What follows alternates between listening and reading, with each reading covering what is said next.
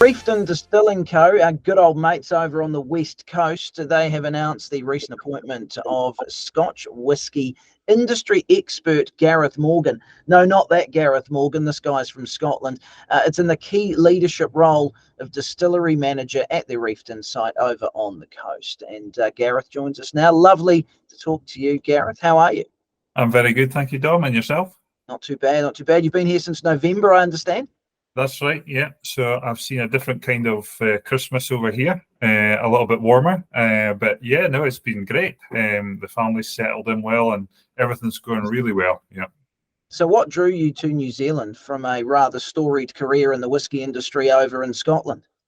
Well, to be honest, I was looking for something different at that point in my life, and I'd been about a couple of different little projects here and there, but yeah, the real draw was just what Reefton Distilling Co has already been able to achieve in such a short space of time, especially on the whiskey side of things, and the gin's just taken off really large as well. So yeah, getting to grips with something that was already started.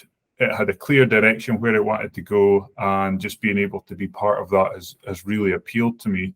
And yeah, I've had a few friends and family members come over to New Zealand, and all I've heard is good things. So it sounded like an opportunity I couldn't really pass by, really. So yeah, we just went for it. It took a little bit of realization. It's a big move for me and my family, but no, here we are, and everything's really well. Yeah, well, you're right about the situation with Reefton and their, I guess, rise through the ranks of distilling and stuff like that. I've sort of followed their journey since the beginning. Excellent. And they started with the obviously the little bitty gin, and that did really well and scooped a whole number of awards. And then they've obviously got into the to the whiskey side of things now, which is where you come in with the name escapes me at the moment, but it's the what is it? There's something Moonlight Creek, isn't it? That's the name. That's the brand. Yeah. That's our brand for whiskey, and that follows on from George Moonlight, who found large nuggets of gold 40 minutes from the distillery. The rainwater that comes across the Southern Ocean, it falls on the hills here and runs into that creek as well. So we've got a lot of gratitude and historic value in that name, Moonlight Creek here. Yeah. Did you sample some before you decided to make the journey? No, but I had heard quite good accolades of what Reefton Distilling was doing through other members in Scotland, of people that I know there. So Reefton Distilling Co has a broad range of panel specialists in terms of analytical samples, nosing and tasting, and some of our mature spirits as well that's already laid down of where that's tracking. So I had heard extremely good feedback in the first instance from that. I knew that a lot of time and effort had been spent in getting the quality parameters extremely high, which is something that just just grows a huge attachment to me as well. Yeah. So tell me then about your history within the whiskey industry. I know it's as I said earlier, it's quite storied, but yeah, you've worked for some of the greats, haven't you? So just give us the bit of a background lesson and where you've come from and what you've been up to. Yeah, so I started off the discovery of whiskey passion and the process side when I used to stay at Tamdhu Distillery. So my father was a brewer there, so he'd go down on the weekend and I would follow him round when he was about 6 or 7 years old and just see him speaking to everybody, checking everything's okay and working through the process and everything like that. From there, I always had a sort of shared interest, and his father before as well had a long career at Cardew Distillery. So there's a bit of family heritage there, and sort of I've been introduced at an early age. So right from the start, I've had a strong connection to that industry. And when I first left school, I was lucky enough to land a job at Macallan Distillery, working in the warehouse.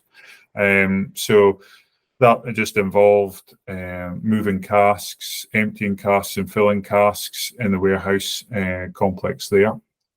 At the time, there was an opportunity to move into what's called shift work, which is just working in the process, so making the new make spirit in the first instance. And I just couldn't turn it down. It's just something I love being part of. The creation and the knowledge of the whole industry as a broad spectrum just is something that relates so strongly to me. So yeah, we moved on to a more production-based outfit. And then there was an opportunity at Tamnavulin Distillery, part of the White and Mackay Group, who own other distilleries such as Fettercairn and Dalmore, and Jura as well. And yeah, again, it just felt like it was too good to be true, and I couldn't turn it down. I wanted to see, naturally how far I could go. I felt I had a bit more potential in me, and we just went for it at that stage. That offered a huge insight into the sort of leadership and management of a distillery there, and I was lucky enough to be sort of mentored by a well-versed distiller, David Doig, at the time. I then moved into the management role when David took some retirement there to practice a bit more golf swings rather than the management of the distillery. So I was lucky enough again to have the opportunity to move on. At that point, I had quite a good understanding, and I was being left, to run the distillery at that point anyway. So it felt logical to move into that step there. Yeah. With Tamnavulin, I seen their single malt range come from just a blending source into an actual single malt that you can buy on the shelves in 2016. So I was lucky enough to see all the marketing and be part of that growth of a brand there. Again, it's something that I love, the excitement and passion that comes from not just the people who make it, but other people who want to be involved in the distillery, and tours and visitors and everybody, even contractors that are on site, just to see a brilliant, unique progression in marketing. So that really drove another passion within me. I then moved into a sort of a more obscure sort of line of work where it was just purely servicing cask management and bottling requirements for independent bottlers. So perhaps smaller scale companies who don't have the facilities of a warehouse, they don't have a distillery, but they want to bottle their own version of whisky. So they procure whisky, they lay it down in cask, mature it, and then bottle it. And I looked after the sort of management within D&M Winchester at Coburn Distillery over the cask management, cask to glass management there for independent bottlers. But I was still drawn back into production. So making the actual produce, the high quality of it, and all the sort of variables that are there really was still a strong passion within me. So I seen the opportunity at Reefton. My family and my wife were all of a certain age where the transition, if we didn't do it now, we wouldn't do it ever. And it just seemed such a great opportunity. And we've moved across a few oceans and land to come over to New Zealand and thankfully make a great quality spirit. Yeah, the history of the coast is fantastic as well. And that's one thing I like about Reefton, is they incorporate a lot of that history into what they do. Yeah, that's right. There's so much bits and pieces from the town that's just been refurbished from days of old. So it's incredible to see. I mean, it's been described so many times as a film set, but until you're here in Reefton, you don't appreciate it for what it is. And luckily enough, the founder of Reefton Distilling Co, Patsy Bass, our CEO, she grew up here originally, so she knows the town for what it was in those times, and thankfully we're being able to make good steps forward into the growth of the town along with the distillery here as well. So one of the big things obviously is the area the water, these sorts of things? How important are the ingredients that you can source locally into going into these spirits? Yeah, you're absolutely right there. So the rainfall, it comes uninterrupted over the Southern Ocean there and falls on the Paparoa Hills here. Then it's filtered through the bedrock into a ground source borehole that we extract the water from. So the water is as pure as it possibly can be, and that is an ideal base for making whiskey and indeed gin as well. The malt source, the raw materials that you mentioned, the malt source itself is from Gladfields Maltings, who I've had the pleasure of speaking to on a number of occasions, and they couldn't be more helpful and supportive in my role here as the distillery manager. They go through all the sort of specifications of the malt, making sure that the quality is inconsistent and also high quality to which we need to hopefully produce the best whiskey in the world.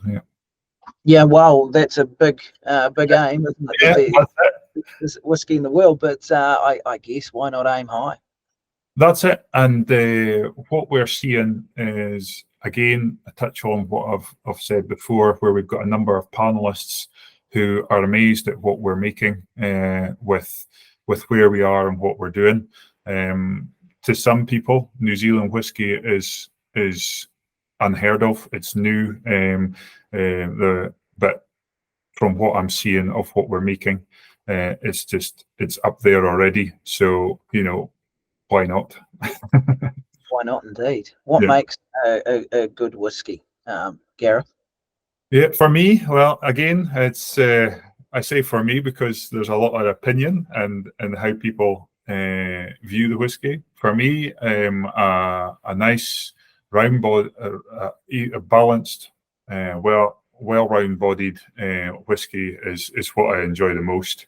I sampled a lot of whiskey at Tamnavulin Distillery, and I can see quite a number of similarities here at Reefton, where we're making a light, fresh product, which is interacting with the wood extremely well. Much faster than I'm used to, but then it is about 10 degrees hotter than what I am used to at any point in the year. So those factors come into it as well.